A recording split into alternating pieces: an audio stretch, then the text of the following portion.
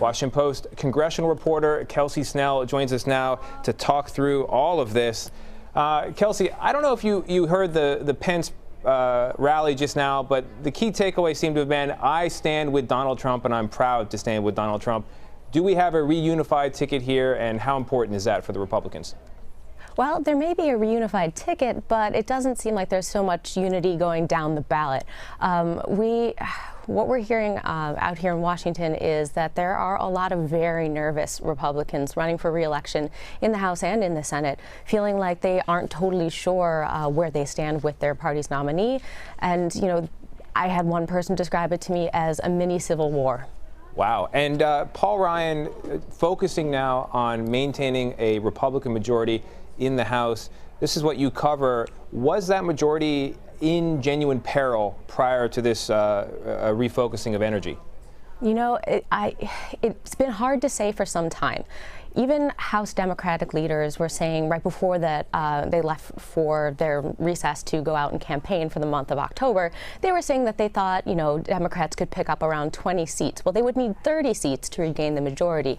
Now, it's looking more and more like that 30 seats might be achievable, though I will say Republicans keep insisting that there's a possibility that voters out there will say, you know, I don't see my congressman, my Republican congressman, as being the same type of Republican as Donald Trump. So they hope that even those people who dislike Trump may show up and vote for, say, a more moderate member like Bob Dole in the suburbs of Chicago.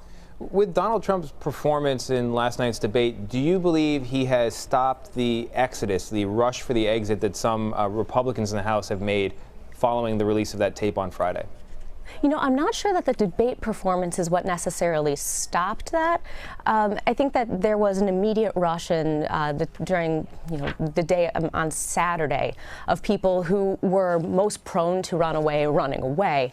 And, you know, those other people who were holding out hope that he wouldn't continue to crater are happy to just kind of stay and wait it out. I think that he didn't do himself any huge favors, but he didn't, you know, create another tragedy. You know, Kelsey, just one more question before I let you go. Paul Ryan, you mentioned he's now going to campaign for the Republican majority in the House, but perhaps that majority wasn't really at stake, looked like they were going to keep it anyway. Is that suggest that Ryan is really trying to save his own political reputation, perhaps ahead of 2020 or beyond? Well, you know, that's always the rumor with Paul Ryan, is we often wait around to see what his next step is. He's always been talked about as a person who is, you know, a likely rising star to run for president again. You know, he was the vice presidential nominee the last time around. You know, I think he's also very focused right now, as much as he may be thinking about presidential. He's focused on appeasing his members if they do keep the majority, so that they'll vote for him again to be speaker in January. And that is a much more immediate political consequence that he probably has at the back of his mind. All right, Kelsey Snell, The Washington Post, thank you very much. Thanks.